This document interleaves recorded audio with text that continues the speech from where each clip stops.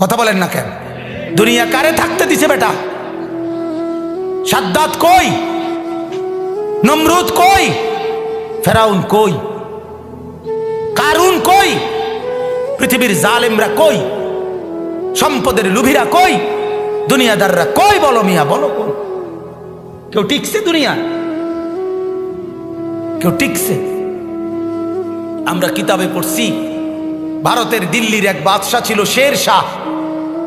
শের শাহ 40 বছর একটানা যুদ্ধ করছে এই রাজত্বের জন্য, দিল্লির রাজত্বের জন্য। ওনার বয়স যখন 65, তখন উনি দিল্লির বাদশাহী পুরা পাইছে। সেদিন পাওয়ার পরে একদিন আফসুস করে বলতেছে, হায় দুনিয়া, তুই আমারে যখন ধরা দিলি তখন আমার কবরে যাওয়ার সময় হয়ে গেল। মানে আজ 40 বছর মেহনত কইরা দুনিয়া যখন বাদশাহী নিলাম, তখন আমার কি শুরু হয়ে গেল? কবরে যাওয়ার টাইম। দুর্বল হয়ে গেলাম তখন। দুনিয়া মনি, দুনিয়া বড় ধোকা দেয়। সব গুছাইয়া দুনিয়ারে সাজাইবার পরেও, সব ক্লিয়ার হবার পরেও, এ বাড়ি দাড়ি বিল্ডিং টিল্ডিং এর কাম সব গুছাইয়া সারলে আমার বড় ভাইয়ের বিবি, আমার বড় ভাই আলহাজ হযরত মাওলানা মাহবুবুর রহমান আশরাফি, তার বিবি আমার বড় ভাবি, মায়ের মতো যিনি আমগরে আদর করছিলেন, নতুন বিল্ডিং করছে, অনেক কষ্ট করে কোনো রকমের রুমডি ঠিকঠাক করে উঠছে। এরপরে আপনার বুধবার দিন নতুন ঘরের বাজার করছে, চাল ডাল তেল সব কিনা, চালগুলো সব ড্রামের মধ্যে পড়ছে, তরকারি ফ্রিজে কুইটা রাখছে। বৃহস্পতিবার দিন স্ট্রোক করছে, শুক্রবার দিন জুমার নামাজের সময় কবরে চলে গেছে।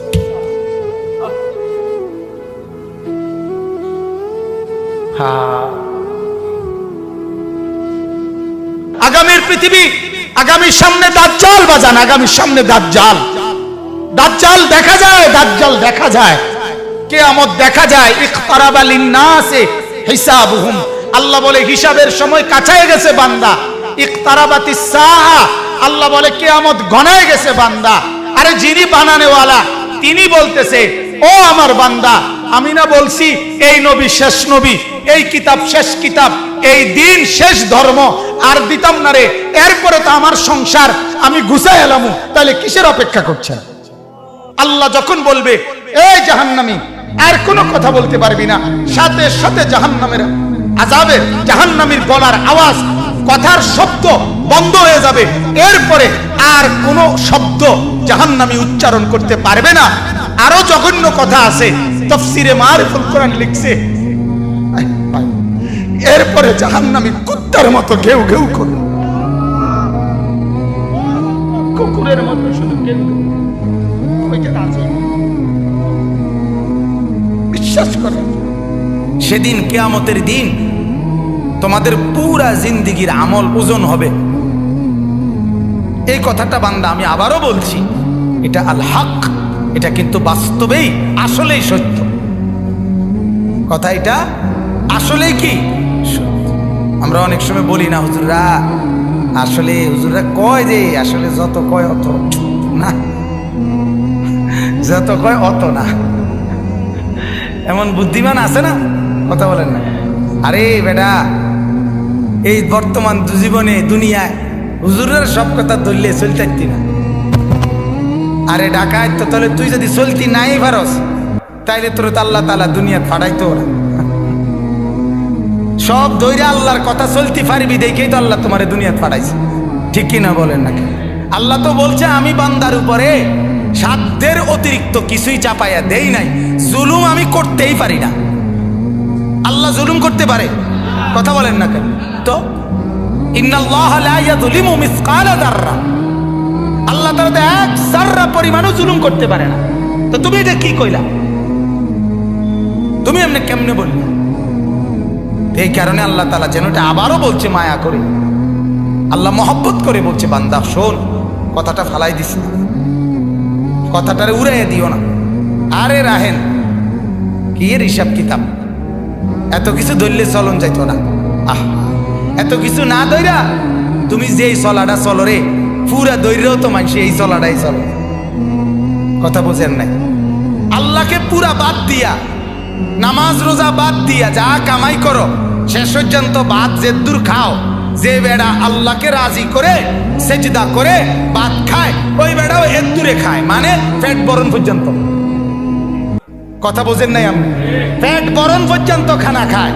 আর পেট ভরাইটা এমন একটা সুন্দর সিস্টেম আল্লাহ তাআলা বানাইছে, এটা ডাল দিয়ে খানা শুরু করলো, কিছুক্ষণের মধ্যে পেটে জানায়া দেয় আল্লাহ একদোনা ভরে গেছে। গোস্ত দিয়ে খাইতে বইলো, বেটা কিছুক্ষণ পরেই জানায়া দেয় দোস্ত আর লাগবে না, হাত দিয়ে লাও। আবু তালেবকে কি পরিমাণ চেষ্টা করছে বলেন, শেষ মুহূর্ত পর্যন্ত চোখের পানি ফেলে বলছে চাচা, চাচা কালেমা পড়েন চাচা। 38 বছর, 12 বছর থেকে নবীজির বয়স যখন 50, তখন আবু তালেব ইন্তেকাল করছে। 12 বছর বয়সে আব্দুল মুত্তালিব নবীজির দাদা নবীজিকে আবু তালেবের হাতে তুলে দিয়েছে, বলছে আমার এই নাতি মুহাম্মদ, তার বাবা নাই, তোমার হাতে তুলে দিয়ে গেলাম, তুমি মৃত্যু পর্যন্ত তারে আশ্রয় দিও, পাহারা দিও, তার অভিভাবক হিসাবে থাইকো। বাপে মানে দাদা, নবীজির দাদা বলে গেছিল। সেই 12 বছর বয়স থেকে 38 বছর এক টানা, মানে 50, নবীজির বয়স যখন 50, তখন আবু তালেব ইন্তেকাল করছে। 38টা বছর এক টানা যে নবীজির পাশে ছিল, আল্লাহ নবী সাল্লাল্লাহু আলাইহি সাল্লামের কি পরিমাণ খেদমত করছে, এই লোক সেবা করছে, আশ্রয় দিছে, অভিভাবক হিসাবে পাহারাদারি দিছে, নজরদারি রাখছে। মক্কার কুরাইশরা চূড়ান্ত ভাবে রাসূলুল্লাহ সাল্লাল্লাহু আলাইহি সাল্লামকে চূড়ান্ত ভাবে কোনোদিন হত্যা করার সিদ্ধান্ত আবু তালেব থাকাকালীন নিতে পারে নাই। শুধু আবু তালেবের প্রভাব প্রতিপত্তির কারণে, আবু তালেব বড় নেতা ছিল এই কারণে, কিন্তু রাসূলুল্লাহ সাল্লাল্লাহু আলাইহি সাল্লাম সেই চাচার বিনিময়ে এই পরিমাণ চেষ্টা করছে যে চাচা আজ এতটা বছর আপনি আমার পাশে, আপনি কালেমাটা পড়েন চাচা। আবু তালেব বলছে না ভাতিজা, বংশের মুখে চুনকালি মাখতে পারুন না, বংশের কাছে বেইজ্জতি হব, সমাজের কাছে ঘৃণিত হয়ে যাব, আমার নেতৃত্ব থাকবে না, মৃত্যুর পরেও আমি স্মরণীয় নেতা হতে চাই, মৃত্যুর পরেও, অর্থাৎ কুরাইশের নেতাই থাকতে চাই। নাউজুবিল্লাহ। আল্লাহ নবী সাল্লাল্লাহু আলাইহি সাল্লাম তখন বলছে চাচা এক কাজ করেন, তাইলে কানে কানে বলেন, কানে কানে কালেমাটা কানে কানে শুনান, আমি কসম করছি আমি হায়াত থাকাকালীন জগতের কাউরে কোনোদিন বলবো না আপনি যে ঈমান আনছেন, শুধু হাসরের মাঠে আমার আল্লাহর সামনে সাক্ষী দেব আমার চাচা ঈমানদার ছিলেন। এতদূর সুযোগ দেন, এতদূর সুযোগ। আবু তালেব বলছে না ভাতিজা, জানাজানি হয়ে যাবে, গোপনে বললেও জানাজানি হয়ে যাবে, বলবো না। সর্বশেষ আল্লাহ নবী সাল্লাল্লাহু আলাইহি সাল্লাম অঝরে চোখের পানি ছেড়ে দিছে, কাঁদতে কাঁদতে বলছেন চাচা আপনি যদি ঈমান হারা হয়ে কবরে যান, আপনার কবরে আযাব হবে, আপনার জাহান্নামে আযাব হবে, আর আমি ভাতিজা মুহাম্মদ সেটা কেমনে সহ্য করুন চাচা? আপনি আগুনে জ্বলবেন, আমি এটা মেনে নেব কেমনে, মনটারে বুঝাই কেমনে চাচা? এই জন্য না এত বেশি আহাজারি করতেছি চাচা, আপনি পড়েন না কালেমা। আবু তালেব তখন বলছে আন্নারু খায়রুম মিনাল আর। নাউজুবিল্লাহ। আবু তালেব বলছে মুহাম্মদ, সমাজের কাছে বেইজ্জতি হওয়া এটার চাইতে আগুনে জ্বলা এটা ভালো। আন্নারু খায়রুম মিনাল আর। সমাজের কাছে আর মানে লজ্জিত, লজ্জিত হওয়ার চাইতে জাহান্নামের আগুনে জ্বলবো এটা ভালো। আবু তালেব বলল মুহাম্মদ জাহান্নামের আগুনে প্রয়োজনে জ্বলবো, কিন্তু বেজ্জতি হইতে দিতাম না। কার কাছে? সমাজের কাছে। কার কাছে বলেন না? আল্লাহ নবী সাল্লাল্লাহু আলাইহি সাল্লাম হাদিসের মধ্যে আছে, এরপরে আবু তালেব ইন্তেকাল করছে, মারা গেছে।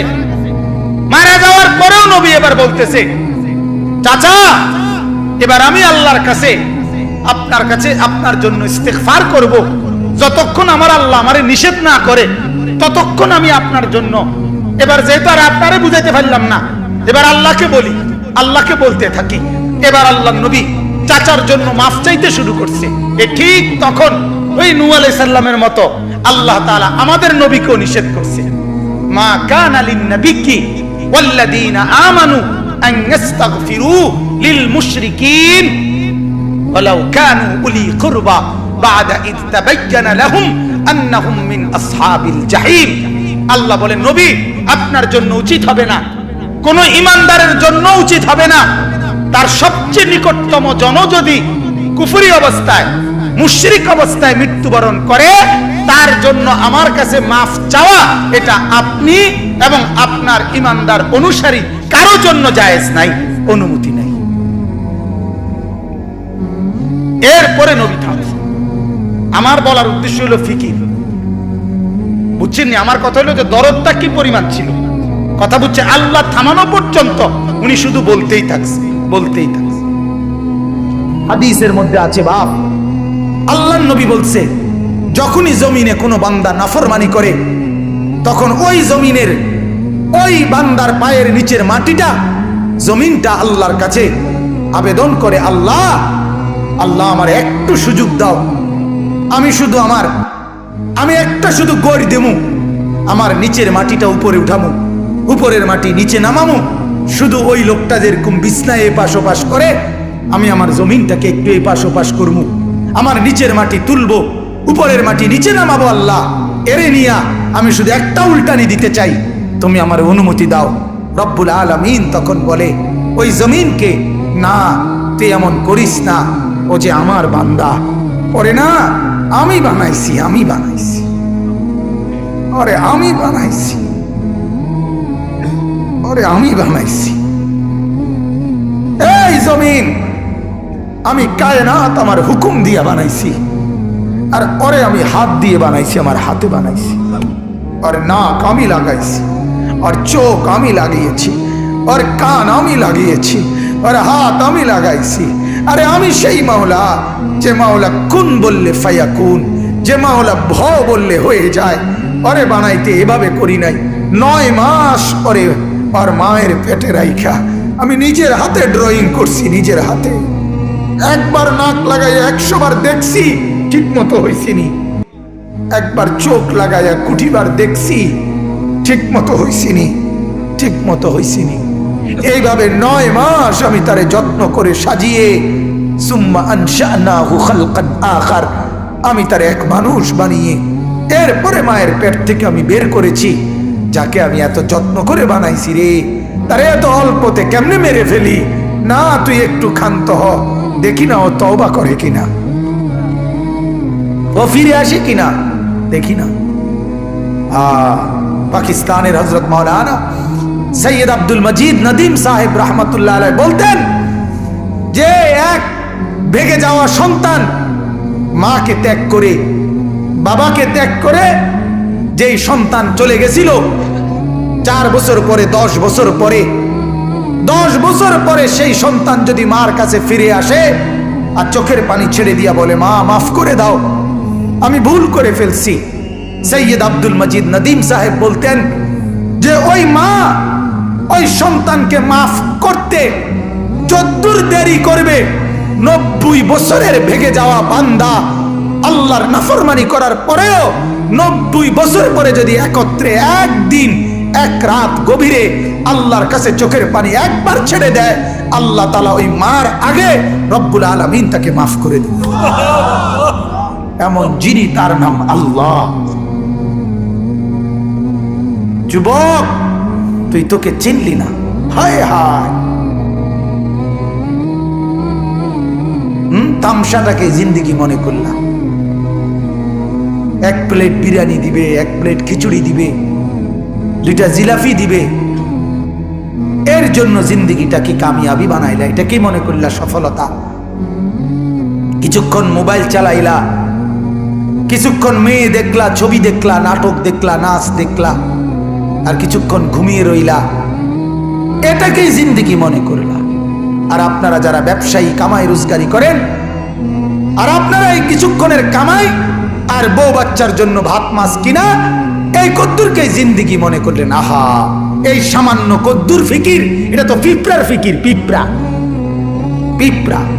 আমাদের বাংলাদেশের একজন শ্রেষ্ঠতম আলেমে দ্বীন, গবেষক আলেম ডক্টর আফম খালিদ হোসেন, অনেক বড় মাপের আলেম এবং জ্ঞানী গবেষক, উনি বলছেন এক পিঁপড়া সামান্যটুকু খাবার খায়, হ্যাঁ, কিন্তু এরপরও সে জমা করে রাখে। এক হাতি 250 কেজি খাবার প্রতিদিন খায়, একদিন 90 লিটার পানি প্রতিদিন খায়। উনি বলছেন কিন্তু কোনোদিন হাতি সে পরবর্তী বেলার খাবার কান্দে কইরা তার কাছে নিয়ে আসে না। সে এরপরে প্রতিদিন মাওলার উপরে তাওয়াক্কুল করে থাকে। রব্বুল আলামিন 250 কেজি খাবার প্রতিদিন তার কাছে পৌঁছায় দেয়। হযরত বলেন এক সাগরের তিমি এক লোকমায় যেই খাবার খায়, এক লোকমা 200 শক্ত সামর্থ্য জোয়ান যুবক গোস্ত ভাত খাইয়া একবারে যা খাবে, এই সাগরের তিমি এক লোকমায় তার চাইতে বেশি খাবার খায়। সাগরে কত লক্ষ তিমি, কি পরিমাণ খাবার মালিক সরবরাহ করতেছে। তাইলে তুমি কেন এত পেরেশান হইয়া গেলা? তুমি কেন পেরেশান হয়ে গেল?